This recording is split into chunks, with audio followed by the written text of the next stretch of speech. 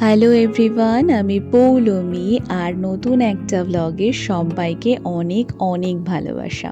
দিনটা ছিল 25শে ডিসেম্বর। হ্যাঁ, জানি অনেক অনেক দেরি করে ফেলেছি ভিডিওটা আপলোড করতে।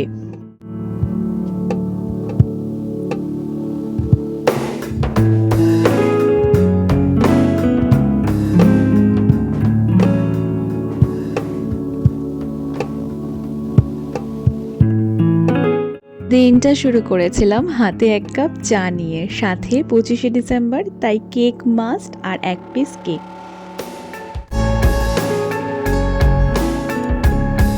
সকালবেলার এই আমেজটাই আমার কাছে বড় প্রিয়।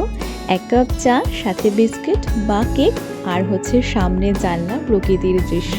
শীতকাল, কুয়াশা পড়ছে, বুঝতেই পারছেন কত সুন্দর জানলা দিয়ে আমি দৃশ্য উপভোগ করছি। দুপুরের মেনুতে ছিল বারবিকিউ ব্রিঞ্জাল। তো সেইটা রান্না করার পর আমি সোজা চলে গিয়েছিলাম বাগানে। অনেক দিন পর বাগানে এসে দারুণ লাগলো, কি সুন্দর হলুদ গাঁদা ফুল ফুটেছে, আর সাথে পুঁই মিঠুলিগুলো এত সুন্দর লাগছে, পুরো ক্ষেত আমার ভরে গেছে। এরপর বিকালে চলে গিয়েছিলাম আমাদের এখানে নৈহাটি উৎসব হচ্ছে সেখানে। তো মোটামুটি আমি রেডি হয়েই নিয়েছি, শীতকাল, একটা টুপি তো মাস্ট। তো এরপরেই আমি যাব বেরিয়ে।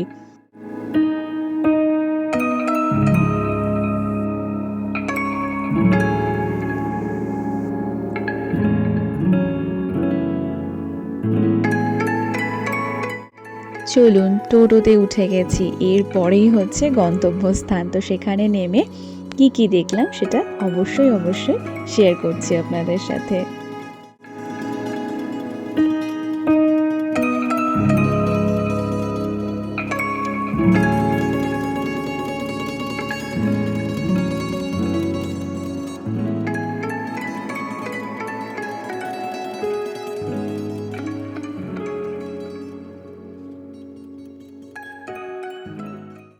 মেলাতে মোটামুটি ভালোই ভিড় ছিল। তো আমরা ফুচকা খেতে চলে গিয়েছিলাম নৈহাটি কলেজের কাছে। কারণ হচ্ছে সেই কলেজের সামনে যে দাদাটা বসেন, দারুণ ফুচকা বানায়। আর আমি কিন্তু ফুচকার ব্যাপারে খুবই চুজি। মানে সারা নৈহাটিতে এরকম দুজনই আছে যারা আমার খুব ফেভারিট, আর আমি তাদের কাছ থেকেই ফুচকা খাই। তার মধ্যে একটা হচ্ছে নৈহাটি কলেজের সামনে যিনি বসেন তার কাছ থেকে।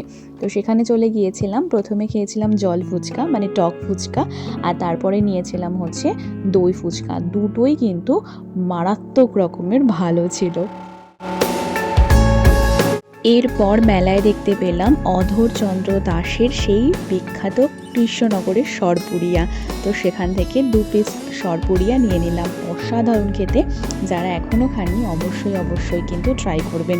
যদি কৃষ্ণনগর না যেতে পারেন, যেখানেই আউটলেট পাবেন একবার কিন্তু অবশ্যই ট্রাই কিন্তু করবেন।